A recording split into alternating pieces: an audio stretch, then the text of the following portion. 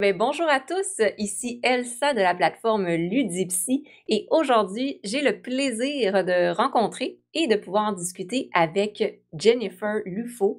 Jennifer qui est tout plein de choses en fait, qui est fondatrice de l'association Afro Gamers, qui est également consultante en diversité et qui également au niveau de sa profession consultante en entreprise digitale pour justement les entreprises. Donc, elle a un profil très, très intéressant. Donc, autant au niveau de la diversité dans le gaming, autant au niveau des entreprises digitales, autant au niveau de Afro Gamers. Donc, ben, bonjour Jennifer. Bonjour Elsa.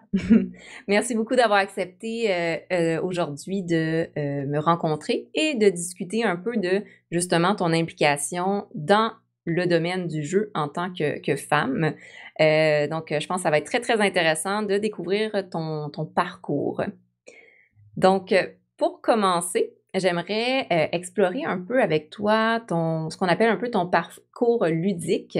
Ça veut dire, qu'est-ce qui t'a amené à t'intéresser au jeu? Alors, comment est-ce que je me suis intéressée aux jeux et aux jeux vidéo plus particulièrement? Bah, disons que j'ai l'impression d'avoir toujours joué depuis vraiment étant toute petite. J'avais commencé vers l'âge, je pense, de 6, 7 ans. Et il faut savoir que donc, je suis actuellement en France, mais je suis originaire du Togo et du Bénin. Mmh. Donc, je suis née au Togo. Très, très rapidement, avec ma famille, on est parti au Bénin. Et du coup, je faisais l'école primaire au Bénin et c'est au Bénin que en fait, j'ai découvert le jeu vidéo simplement parce que sur la route de l'école et sur la route de la maison, sur le chemin, bah, j'ai vu qu'il y avait un cybercafé Mmh. que dirigeait, voilà, un certain monsieur, James qui, voilà, dirigeait ce cybercafé avec plusieurs ordinateurs et moi, ça m'avait intriguée, étant, toute petite et voilà, je suis rentrée à l'intérieur et il s'avère que c'était un monsieur vraiment très, très sympa qui a accepté que je joue sur l'ordinateur, quand je voulais. C'est devenu un loisir, que j'avais avec plusieurs autres camarades de classe, avec mon frère aussi qui allait à la même école et c'est vrai que plusieurs fois, on s'est retrouvés à jouer sur l'ordinateur. Bah, au départ, c'était plus sur des jeux vraiment vraiment des choses très, très simples comme vous connaissez, les jeux qui étaient sur Windows, Oui, Vista à l'époque. le Heu, solitaire et exactement. C'était ce type de jeu-là et puis à un moment donné, bah, j'ai découvert, vraiment des jeux, on va dire, un peu plus complexes et je crois que j'avais débuté par le tout premier Prince of Persia à l'époque Oh! que, voilà, j'avais joué sur l'ordinateur de monsieur James et je pense que c'est vraiment comme ça que j'ai découvert l'univers du jeu vidéo à proprement parler et puis après, en fait, on est assez rapidement venus en France donc vers l'âge de mes 8, 9 ans, je suis arrivée en France. On a un petit peu galéré au départ et c'est au niveau de mon ado de à partir de mon adolescence que j'ai vraiment repris cet Mmh. engouement pour le jeu vidéo parce que j'avais, bah, du coup, de nouveau l'occasion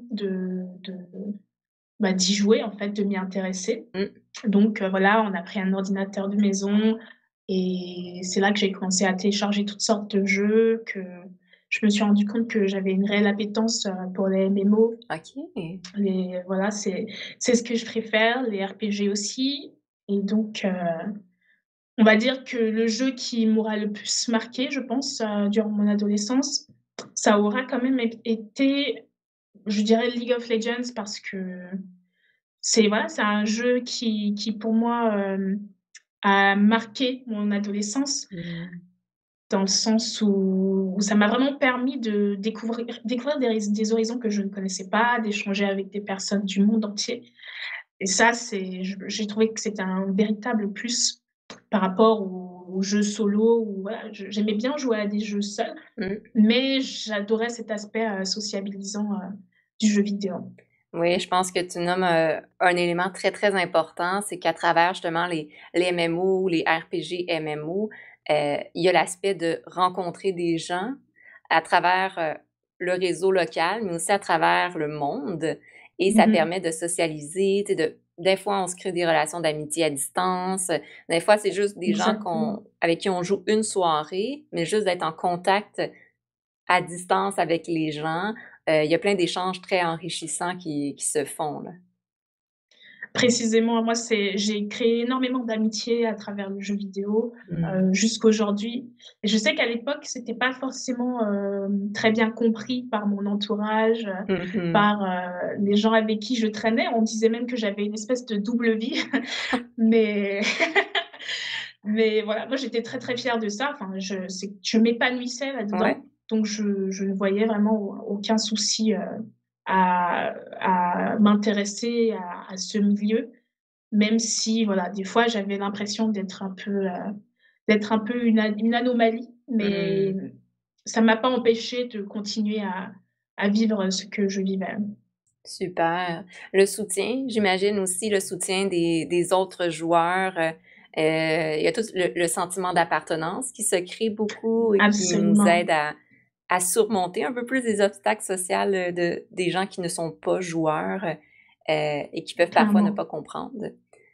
OK. C'est ça, bah, moi, j'étais beaucoup entourée de, bah, pour la plupart du temps, hein, je dirais vraiment 99 du temps, c'était des garçons avec qui, Mmh je mh. jouais. Il était très, très rare que je tombe sur d'autres filles, donc j'avais quand même l'impression d'avoir une place, enfin, un vécu du jeu vidéo malgré tout un peu différent des autres. Mmh. OK.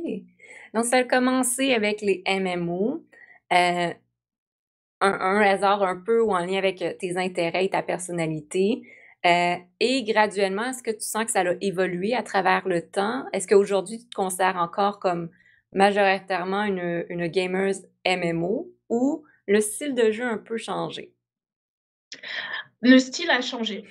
Ça je l'ai observé parce que, j'ai fait une pause vidéoludique pendant quelques temps, pendant quelques années, donc quand je rentrais dans la vie active, j'ai décidé, voilà, de réduire vraiment mon temps de jeu parce que je voyais que des fois, je n'arrivais pas à bien prioriser et du coup, j'ai décidé, voilà, d'arrêter, du jour au lendemain et en rentrant dans la vie active, bah, je me suis rendu compte malgré tout que ça me manquait.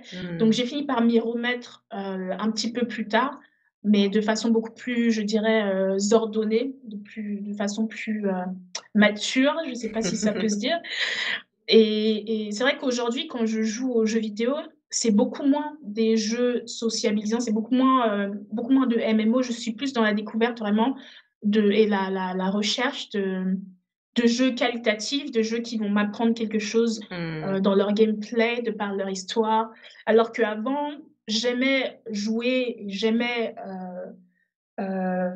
découvrir, mais j'avais surtout cette impression d'appartenance à une certaine communauté et cette envie de découvrir et de discuter avec d'autres gens. Et aujourd'hui, j'ai plus forcément ce besoin-là parce que, bah, je me sens quelque part un peu plus accomplie à ce niveau. J'ai déjà un cercle d'amis qui me convient, j'ai déjà construit en fait, Mmh. quelque chose, à ce niveau. Donc aujourd'hui, c'est vrai que je suis beaucoup plus dans les jeux solo, dans les jeux, d'aventure, dans les jeux indés. Enfin voilà, j'essaie d'avoir une approche un peu plus globale aussi Mmh du jeu mh. vidéo et de m'intéresser à beaucoup plus, de styles, de jeux différents.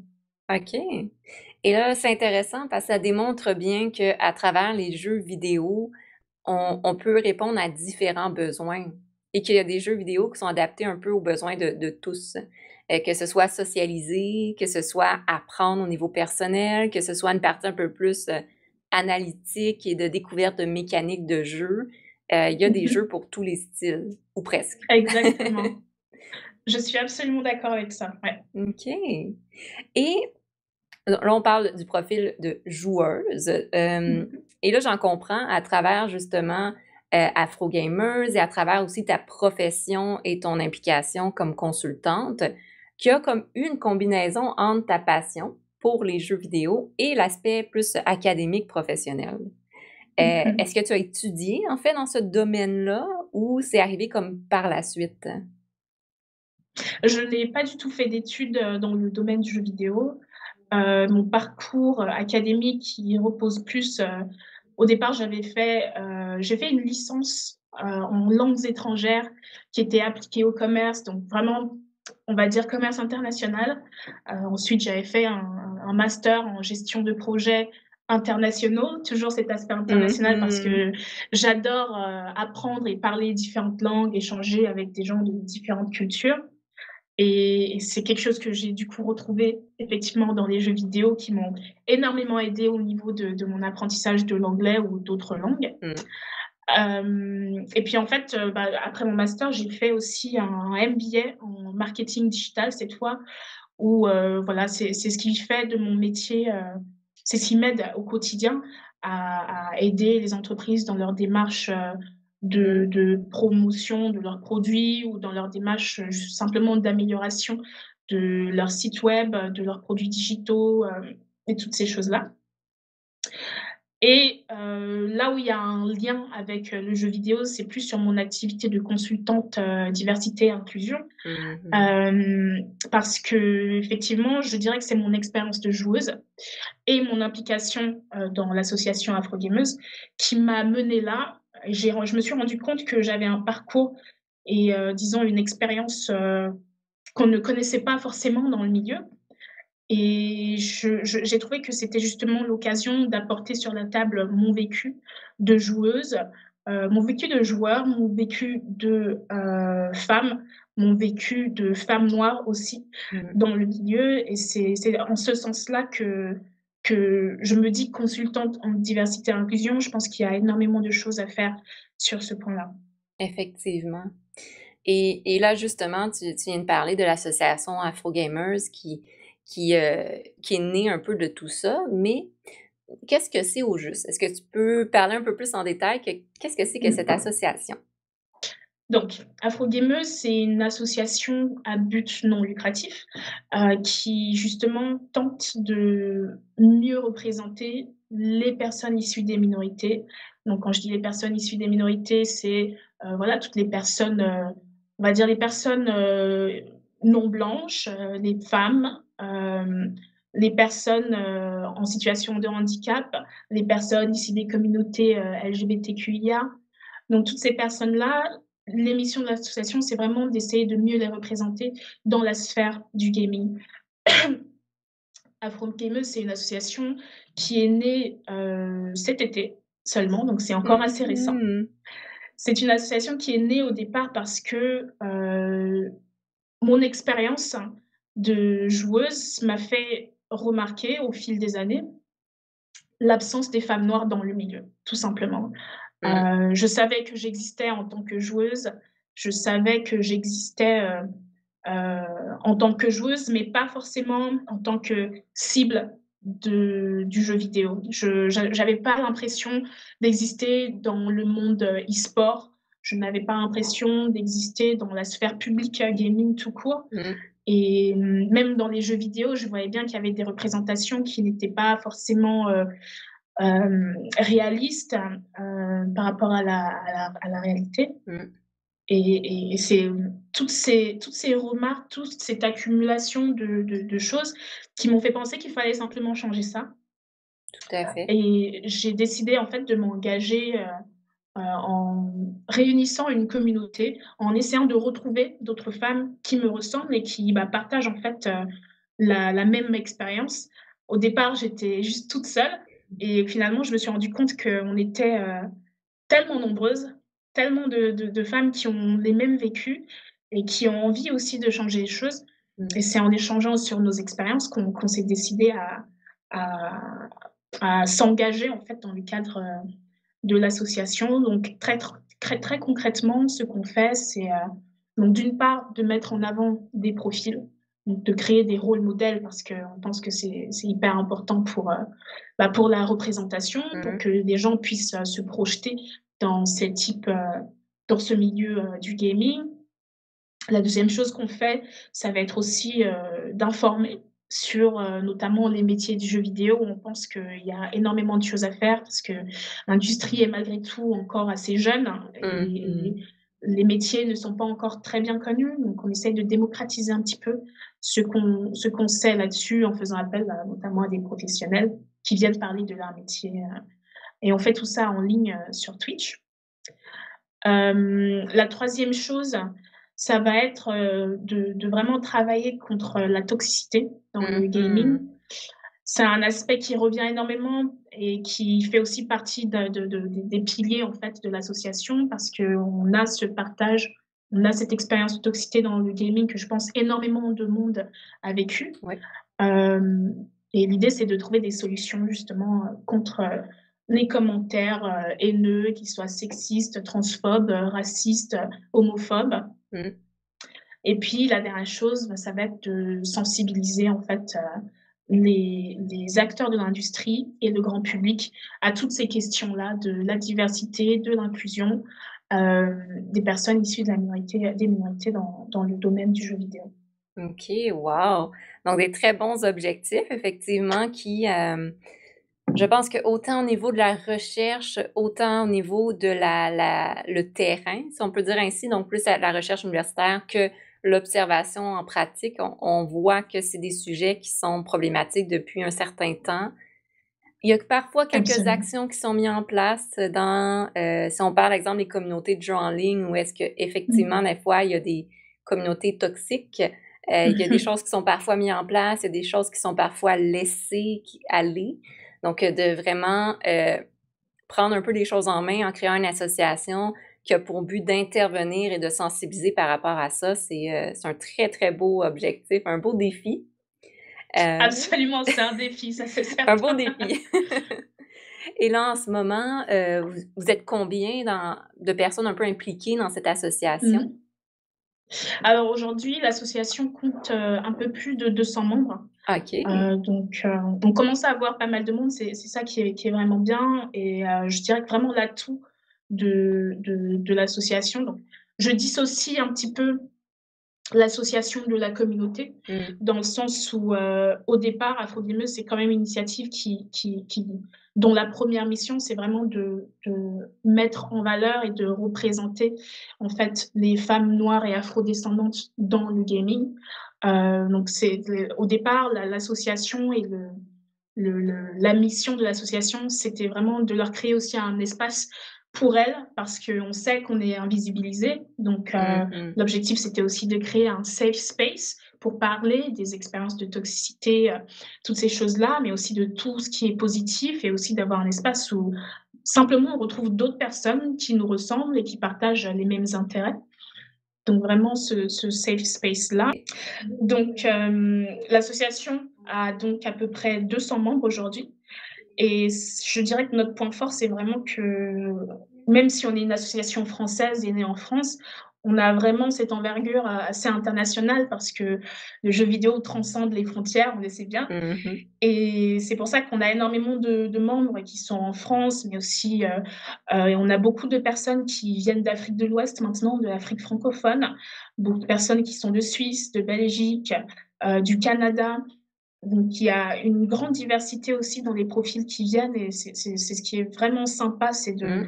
réaliser qu'on peut, interagir sur un centre d'intérêt et toujours de manière internationale. Donc c'est pour ça que souvent je dis que la communauté est vraiment internationale et francophone et d'ailleurs je on a de plus en plus de Canadiennes qui arrivent aussi. Yay! C'est assez sympa, ouais. Oui, oui, puis, je pense qu'on voit quand même l'association Afro-Gamers qui commence en tout cas au Québec, je pourrais dire, à apparaître sur les médias sociaux et prend sa place justement et on voit ça commence à se faire connaître à l'international, donc c'est super de pouvoir, créer ce safe, place comme tu as nommé, un espace, sécuritaire, Mmh. dans lequel on peut se reconnaître, dans lequel on se sent en sécurité de s'exprimer, d'être soi-même, et qui met en avant aussi des aussi belles valeurs comme ça. Je pense pas qu'il y a vraiment des gens contre, contre ça ou qui vont s'opposer à ça. Hem, Ça existe Ça pourtant. existe, oui, c'est ça, je le On en nommais, puis a j'étais comme: déjà «Mmh». vu malheureusement, mais c'est normal. C'est enfin normal, c'est juste c'est comme ça, quoi. Mmh. Puis justement, dans la création de Afro Gamers, est-ce que tu as senti qu'il y avait des obstacles? Est-ce qu'il y a eu des enjeux assez, difficiles, dans son Mmh. intégration? Alors, je dirais que ce qui a rendu les choses un petit peu difficiles, au départ, c'était justement de pas savoir par où commencer. Je créais une association. En tout cas, au départ, c'était un compte Instagram, hein, c'était pas une association. C'était simplement un compte Instagram où, je voulais tenter de retrouver, d'autres femmes noires qui jouent aux jeux vidéo. Mmh. Et c'est pas ça n'a pas été facile en fait de les trouver. C'est ça a été une recherche, je me suis rendu compte qu'effectivement, il fallait faire un effort pour aller chercher, ce j'allais dire cette cible, hein, dans du marché, du jeu vidéo Mmh. et je me suis dit: «Mais est-ce que c'est pour ça que finalement on n'est pas forcément aussi bien représenté dans le domaine? Est-ce que Mmh. c'est parce que ça représente un minimum d'effort?» Je veux dire, quand on a, une entreprise, un studio de jeux vidéo et quand on s'intéresse à ce type de cible, finalement, il suffit de faire un effort, qui est minime. Il a été minime pour moi, au final. Mmh. Je ne sais pas si c'est parce que je suis une femme noire qui a tenté d'aller trouver d'autres femmes noires que ça a été, plus simple. Ça m'étonnerait, mais je pense que ça a apporté cette réflexion du, bah, pourquoi est-ce que, moi j'arrive à les trouver ces femmes-là, mais que les entreprises ou les studios, du jeu vidéo ne les trouvent pas? Parce que c'est Mmh. une question qu'on m'a posée, que de à une grande entreprise même dans le jeu vidéo m'a posée: «Comment vous faites, pour les trouver?» donc c'est quelque chose qui a un peu résonné, dans ma tête et après en termes d'obstacles, je dirais qu'il y a pas eu énormément d'obstacles dans le sens où énormément de gens ont soutenu le projet. Mmh. C'est c'était au départ, c'était juste moi et mes idées et puis au fur et à mesure, énormément de gens, en fait, des joueurs, des professionnels, des particuliers ont eu envie les gens ont cette envie de voir une industrie plus diverse, tout simplement et Mmh. je pense que c'est pour ça qu'ils ont soutenu, le projet. On avait fait une petite collecte de fonds sur KissKiss, Bank pour, justement démarrer le projet associatif et très, très vite, on a récolté les fonds, même si c'était pas un projet, énorme, Mmh. mais ça a été très rapide et ça a bien montré qu'effectivement, il y avait pas beaucoup de résistance à ce type de projet. Par contre, je pense que là où il y a pu y avoir du challenge, Mmh. c'était pour, bah, les joueurs qui se sentaient, en fait, finalement menacés par ce type, d'initiative et qui disaient, qui ont pu nous traiter, hein, par exemple, d'initiatives séparatistes, communautaristes, qui disaient qu'on faisait du racisme anti-blanc, clairement, parce qu'eux, ils n'avaient pas leur place dans ce cercle-là, alors que Afro Gameuse est une association qui est ouverte à tous et à tout le monde. Mmh.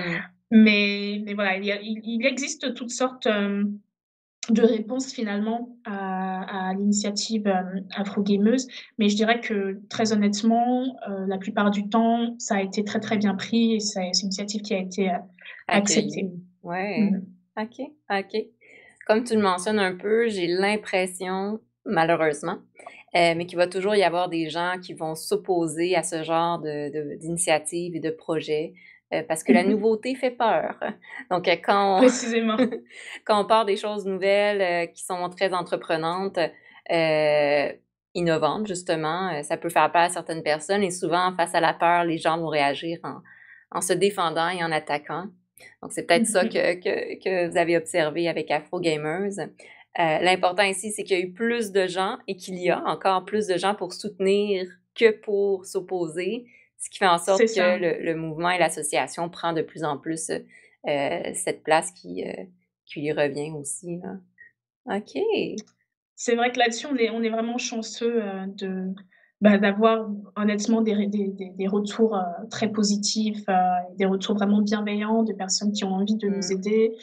Comme je disais tout à l'heure, moi, encore une fois, au départ, c'était juste moi et maintenant, voilà, on commence, à être, quelques centaines, et même dans l'équipe, de gestion de l'association, dans le bureau aussi.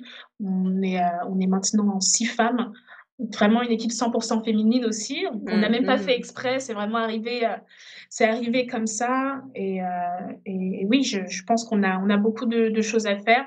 Un petit peu de pression quand même, par rapport à l'année 2021, mais Oui, on est là, on va faire de notre mieux. super.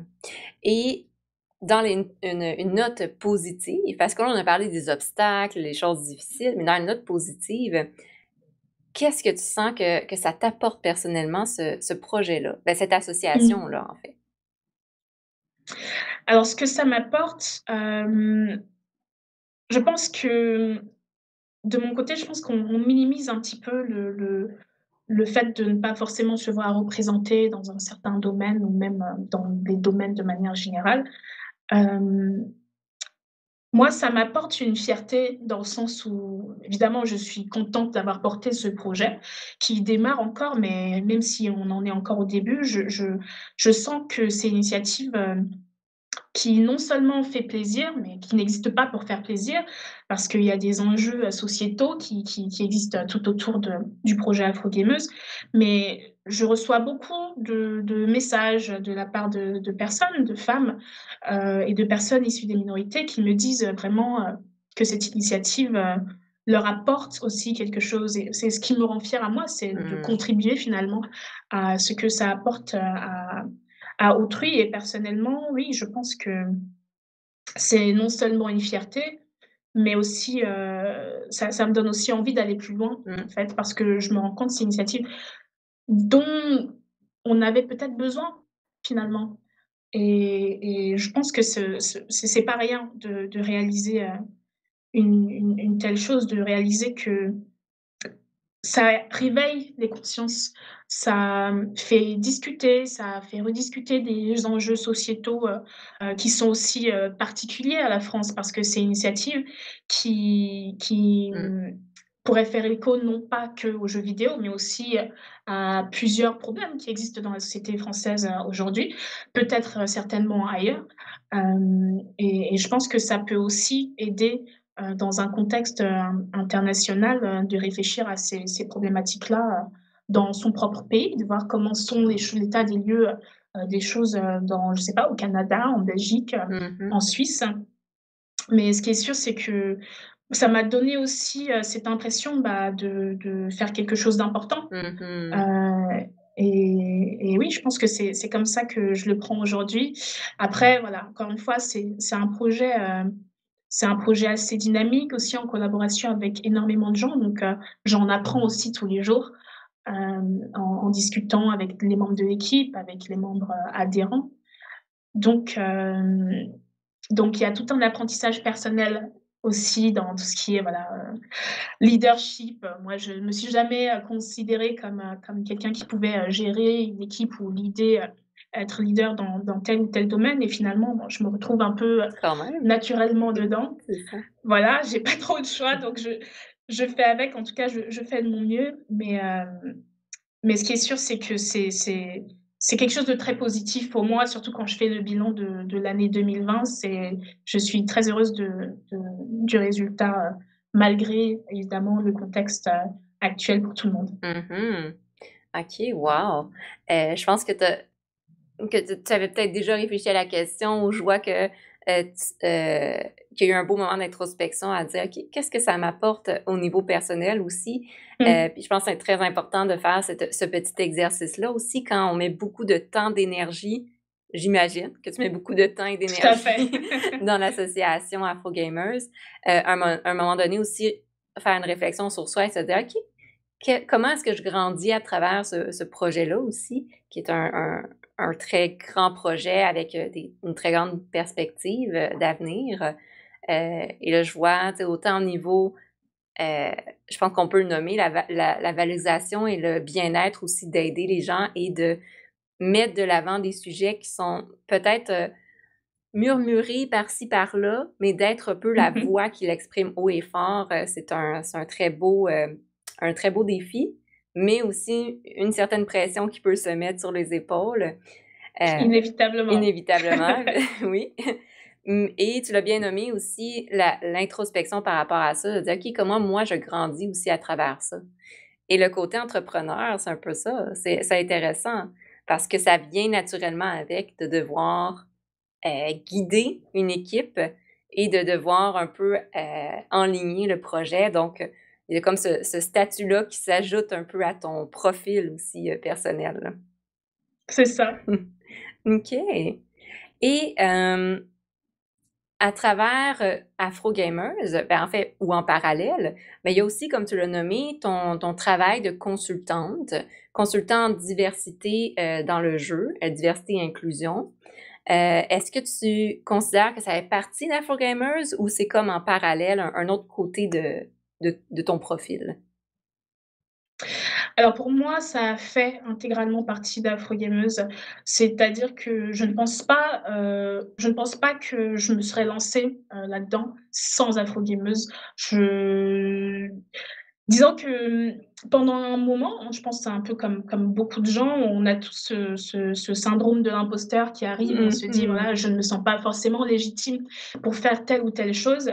Afrogameuse m'a permis aussi de mettre en exergue vraiment plusieurs choses que j'avais remarquées dans l'industrie de par mon expérience. Et même si ces choses-là existaient dans mon esprit avant Afro Gameuse, je ne ressentais aucune légitimité de les apporter sur la table. Et le déclic, je pense, est vraiment arrivé bah, cet été quand je me suis dit: «Bon, bah, ça suffit, il faut que je mette sur papier, en fait, toutes ces choses-là que je ressens par rapport au monde du jeu vidéo, en tout cas sur le sujet, sur les aspects de diversité et d'inclusion». Et ce que j'ai fait, bah, c'est que j'ai contacté des femmes qui jouaient, j'ai mis leur expérience sur papier et c'est comme ça que je me suis décidée réellement à créer le compte Instagram qui a été du coup la 1re chose qui m'a emmenée vers ça. Mmh.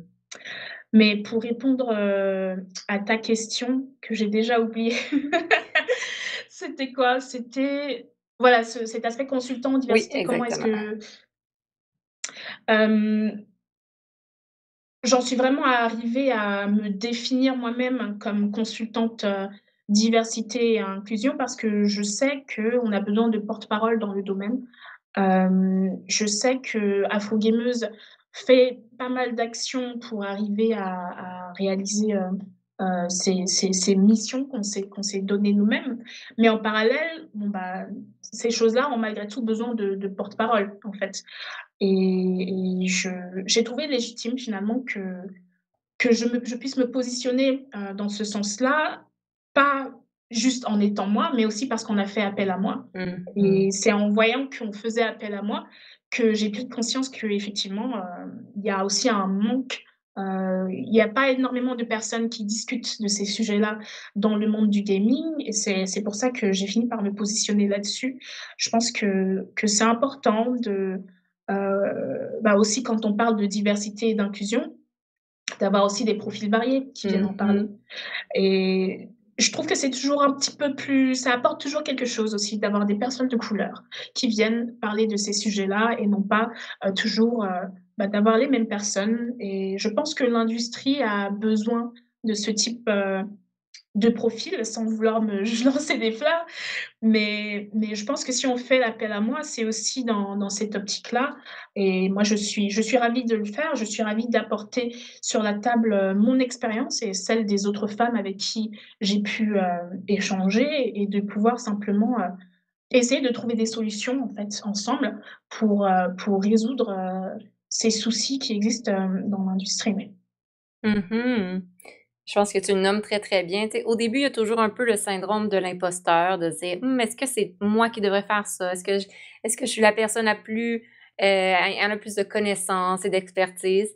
Puis à un moment donné, ben, si on reste dans cette peur-là, il y a rien qui avance.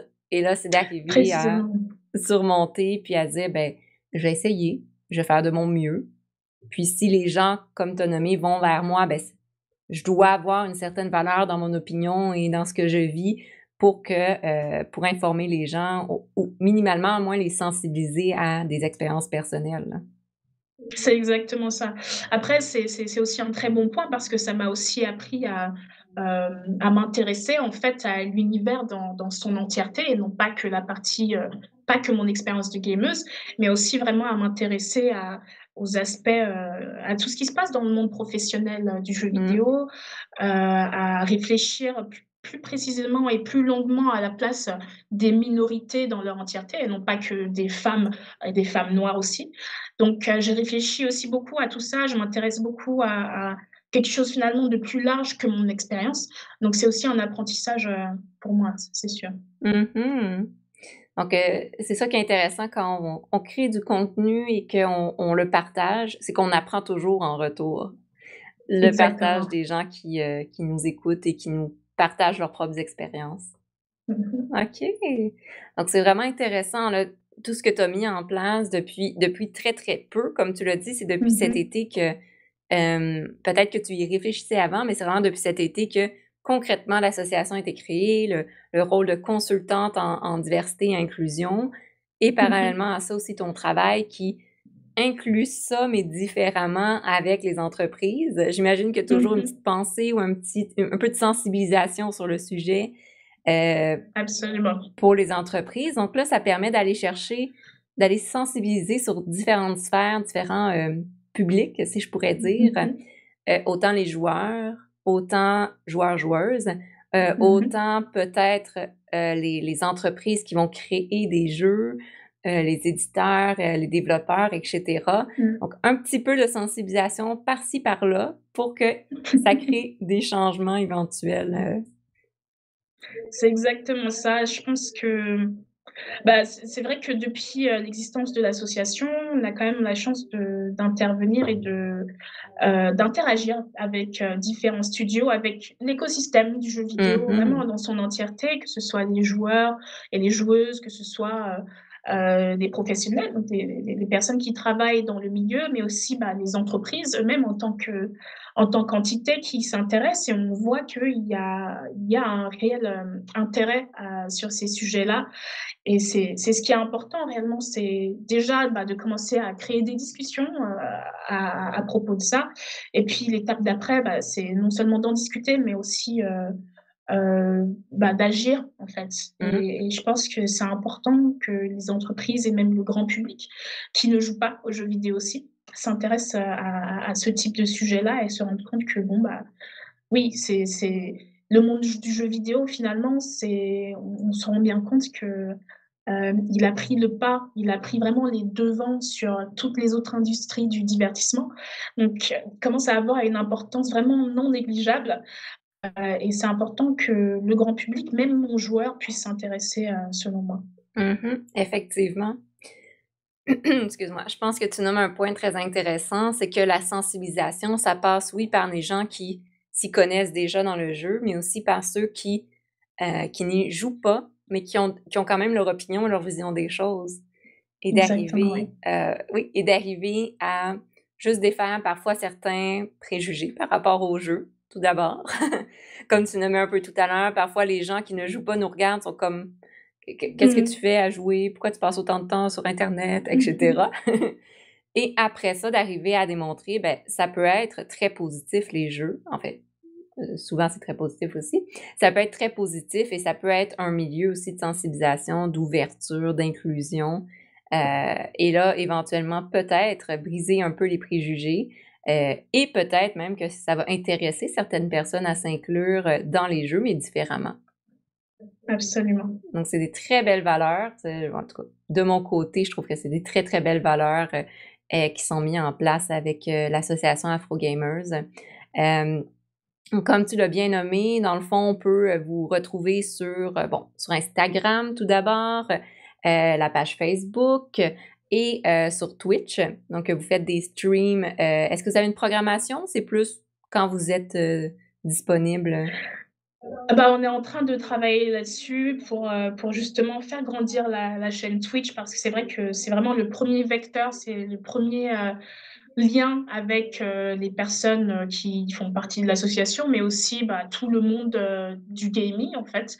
Quand on veut interagir, c'est vrai que c'est vraiment le 1er point, c'est sur Twitch pour faire en sorte que, par exemple, nos masterclass, sur les métiers du jeu vidéo puissent vraiment être accessibles à tout le monde et non pas qu'à la communauté, afro-gameuse. Mmh. Donc on est sur tous les réseaux sociaux, sauf peut-être, voilà, on n'est pas sur Pinterest, mais on est sur Facebook, Twitter, Instagram, LinkedIn aussi, parce Oui. qu'il y a quand même cette envergure professionnelle Et c'est sur Discord qu'on échange avec tous les membres de la communauté, qu'on est vraiment de plus en plus nombreux et c'est là-bas que voilà, on joue, on débat, on interagit avec les professionnels, on partage des offres d'emploi, des Mmh. bons plans, des conseils, pour, permettre aux gens de se lancer, de se lancer dans le streaming, par exemple. Il y a beaucoup d'entraide et beaucoup de collaborations qui sont faites, sur Discord. Donc j'encouragerais évidemment les gens qui ont envie de faire partie de l'association, de nous rejoindre, d'autant plus qu'elle est vraiment ouverte à tout le monde. Donc n'hésitez pas. Oui, et je vais mettre tous ces liens dans la description de la vidéo d'entrevue. Comme ça, super simple, vous avez juste à regarder la description et cliquer sur chacun des liens et vous, aller liker, abonner, et cetera. C'est ça. Super. Donc, c'est très intéressant. Puis, c'est quoi un peu les projets futurs? Ben là, tu les as nommés un petit peu, mais c'est quoi les projets futurs, d'envergure avec, Afro Gamers? Alors cette année, on a un gros projet, un projet assez ambitieux, mais bon, c'est tout moi ça. Hem, le projet en fait de réaliser une étude, en compagnie donc, de chercheurs, français et même, étrangers, qui vont pouvoir nous aider à mieux quantifier et mieux, réaliser l'envergure et l'impact de la toxicité dans le jeu vidéo Mmh. envers les minorités. Parce qu'on a bien remarqué qu'effectivement, on parle beaucoup de cas de harcèlement dans le milieu du jeu vidéo. On entend parler, ça revient, c'est assez récurrent. Mais on parle pas aussi, on parle pas non plus énormément des cas de harcèlement raciste qui, par exemple, qui peuvent exister ou de harcèlement transphobe, qui peuvent exister dans le milieu. Donc, l'objectif, c'est de finalement arriver à mieux quantifier et mettre des chiffres sur ces phénomènes-là. C'est une étude qui n'existe pas, Mmh. pour l'instant. Donc, on veut pouvoir mettre des chiffres dessus pour finalement mieux agir contre, hein. Et je pense que ça va être aussi un réel outil de sensibilisation pour tous Tout les à acteurs fait. de l'écosystème. L'objectif, c'est de réaliser cette étude, avec une approche non seulement quantitative, mais aussi vraiment, une approche humaine aussi pour avoir des témoignages et pour, mettre un peu plus d'humain sur cet aspect-là. On oublie qu'on n'est pas juste des gens qui sommes en ligne, on n'est pas juste des adresses IP, mais on est des personnes dans la vraie vie et voilà, on pense que ce sera vraiment un outil de sensibilisation, c'est vraiment le gros objectif. Donc on espère, réaliser cette étude, cette année, peut-être avant le mois d'octobre. Wow! Mmh. C'est tout ce que je veux dire, c'est magnifique comme projet. Heu, J'en parlais un peu tout à l'heure, mais tu sais, combiner l'aspect théorique, Mmh mh. universitaire avec l'aspect pratique, c'est la meilleure combinaison parce qu'on vient vraiment aller chercher l'information de tous les côtés, puis de s'assurer que c'est bien représentatif de la réalité. Donc de faire cette association-là avec le milieu, universitaire ou de la recherche, qui amène aussi, pour certaines personnes, une crédibilité dans le sens qu'il y a des Absolument. preuves quantitatives, et cetera, mais aussi de pas oublier la partie humaine, comme tu as très bien nommé, l'aspect qualitatif, Mmh mh. entrevues, études de cas, et cetera. Les 2 ensemble, ça permet de faire un portrait vraiment concret et complet Complet, de ouais. OK. C'est très, très, très intéressant. Donc, j'ai bien hâte de vous suivre sur ce projet-là qui vient vraiment, j'en comprends, répondre aux besoins, encore une fois, de la recherche, mais aussi aux besoins de la communauté, d'avoir ces Absolument. informations-là, de dire: «Oh, OK, la réalité, c'est Mmh mh. ça. OK. Donc est-ce que c'est bien? Est-ce que c'est moins bien? Qu'est-ce qu'on fait avec ça?» et cetera.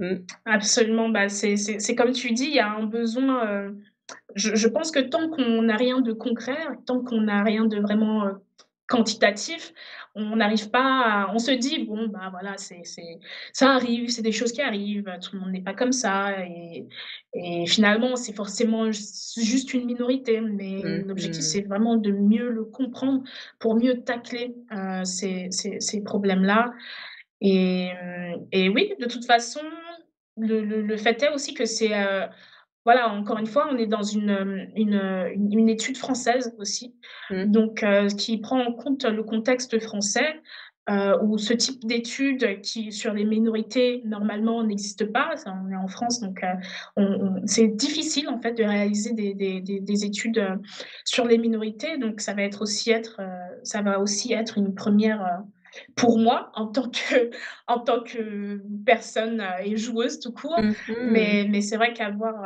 l'aide et l'appui de différents chercheurs dans le domaine du jeu vidéo, de psychologues aussi qui ont envie de participer, Mm. va vraiment nous aider à réaliser quelque chose de complet. Donc j'ai hâte de faire ça. Et puis l'un des autres projets qu'on voudrait mettre en place, alors peut-être pas cette année, mais peut-être dans les prochaines, ça va être, on a envie en fait de voir plus de personnes issues des minorités dans le monde de l'e-sport. Mhm. Parce Mhm. que c'est encore une fois, bah, ça se fait un petit peu rare et on voudrait augmenter ça donc on n'est pas encore sur, l'envie de créer une équipe e-sport, mais l'objectif, c'est en tout cas bah, créer un accompagnement pour des personnes Ouais. qui s'y intéressent et qui ont envie d'évoluer dans ce domaine-là, toujours dans une perspective, de représentation, de mise en valeur, et de création de rôle modèle, toujours. Très intéressant, effectivement. La représentativité dans le e-sport est pas encore là pour le moment, même juste dans la Mmh. représentativité des femmes. Donc là, Ouais, c'est encore une autre étape. exactement. Et l'élément que tu mentionnes qui est très, très intéressant, puis j'en avais discuté un peu avec Stéphanie, Miss Harvey, lors de notre entrevue, mais c'est aussi l'importance justement du soutien des personnes qui Mmh sont mh. dans le e-sport puis dans le Ouais. jeu compétitif, parce qu'ils ont besoin d'une équipe de soutien, tu sais, que ça soit en psychologie, parce que c'est beaucoup d'heures devant un ordinateur à travailler, puis à devoir mettre de côté certains autres sphères de vie comme le social, la famille, Mmh mh. mais aussi des fois des choses qu'on pense pas comme, massothérapeute, kinésiologue parce que d'être assis, oui, les chaises sont Absolument. confortables, mais à un moment donné, la posture, puis il y a des douleurs qui se créent, Mmh tendinite mh. et cetera. Donc vraiment d'avoir une équipe qui est capable de soutenir, ça fait en sorte que les gens, ben, se sentent soutenus de 1 et que Ouais. ça les encourage à vouloir continuer à s'investir. Et là, à ce Mmh mh. niveau-là, on est en train d'encourager, les personnes à vraiment s'investir dans ce domaine-là. Mmh mh. Absolument. Donc, très bonne, je considère, je trouve que c'est un très beau projet que tu es en train de réfléchir et me mettre en place pour les prochaines années. Donc, on voit que Afro Gamers Association, déjà que un bon, pied à terre, une bonne base, et que là, vraiment, c'est en train de se construire et qu'il y a des très, très beaux projets, autant au niveau humain que recherche. Donc, c'est très complémentaire, c'est très intéressant. J'ai vraiment hâte de suivre toute cette évolution-là. Moi aussi, j'ai hâte de voir. Oui, effectivement. Hem, OK. J'aime bien, pour, mes petites entrevues, terminer avec une petite note, de partage de top de jeux préférés. Souvent une petite Mmh mh. question où les gens sont comme: «Oups, OK, qu'est-ce que c'est? J'en ai trop». De ton côté, est-ce que tu as des jeux, que tu aimes particulièrement, que tu aimerais partager? Alors, des jeux que j'aime particulièrement, que j'aimerais partager,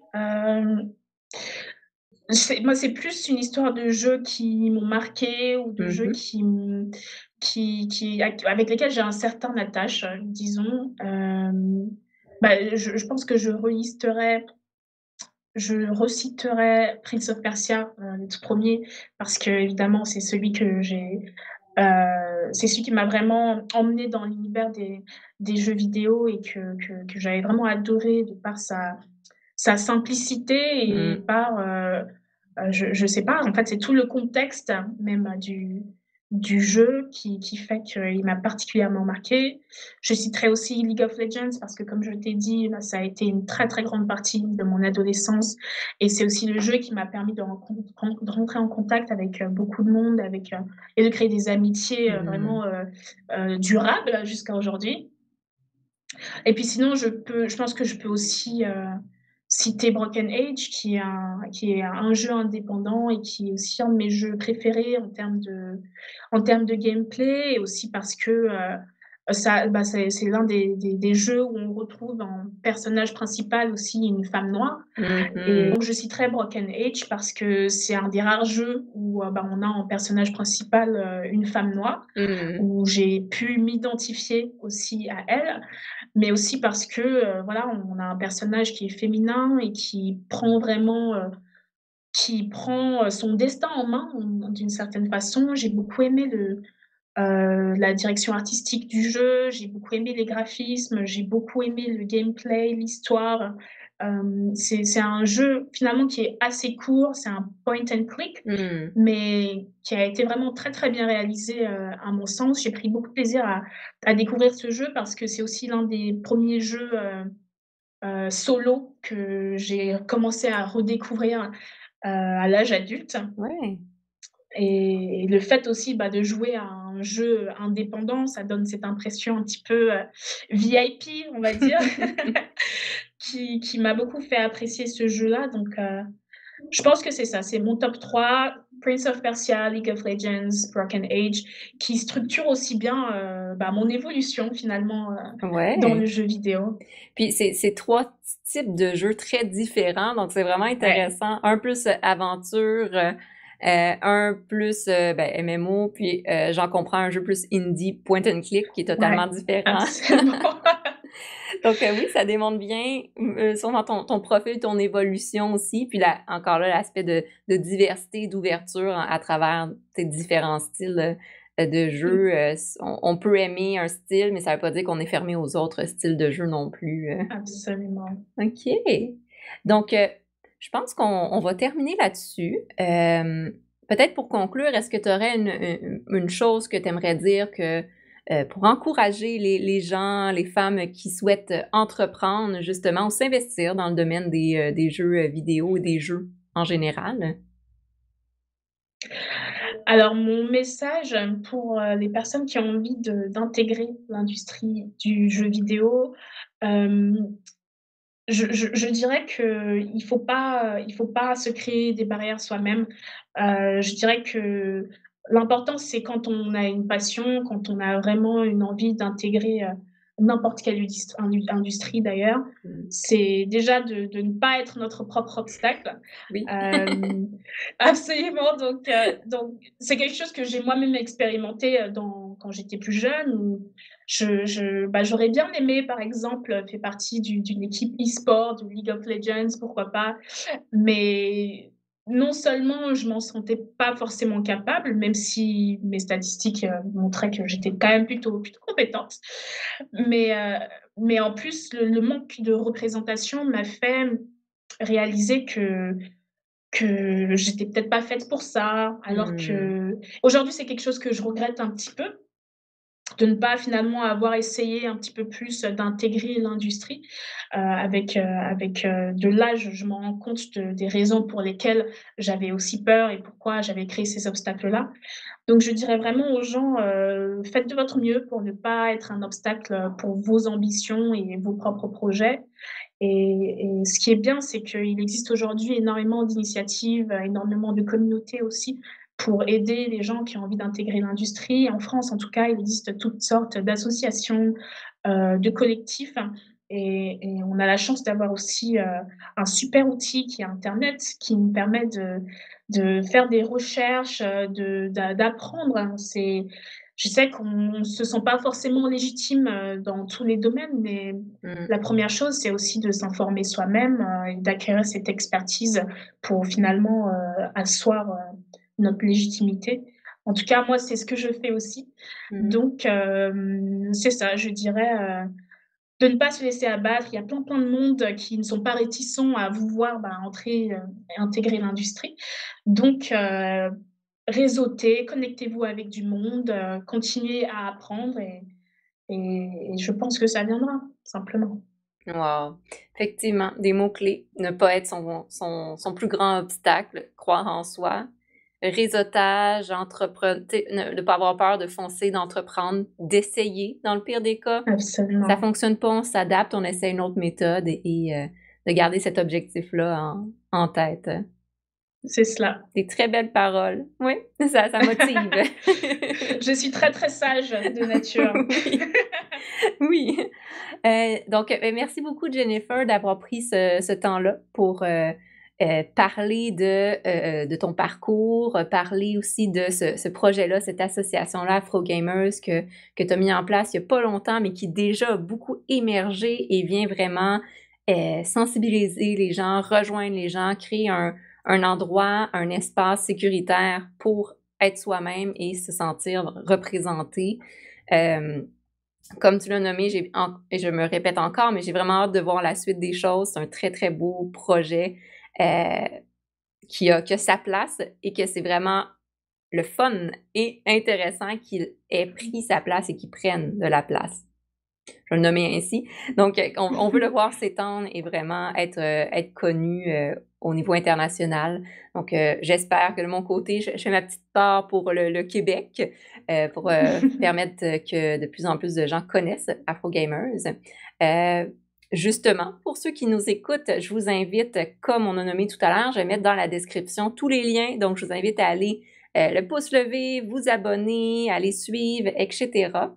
Je vous invite, bon, également, évidemment, si ce n'est pas le cas, à vous abonner, à suivre la page Facebook et la chaîne YouTube de Ludipsy pour plein d'autres nouveautés hebdomadaires. Donc, c'était Jennifer qui est, dans le fond, fondatrice de Afro Gamers et consultante, donc consultante pour les entreprises numériques digitales, mais également consultante en diversité et inclusion, qui nous parlait de son parcours pour la série La place des femmes dans le domaine du jeu. Je vous remercie beaucoup de nous avoir écoutés. Merci encore une fois, Jennifer. Et je vous souhaite à tous de passer une belle journée, bon après-midi, bonne soirée et à la prochaine. Bye bye! Merci, bye bye.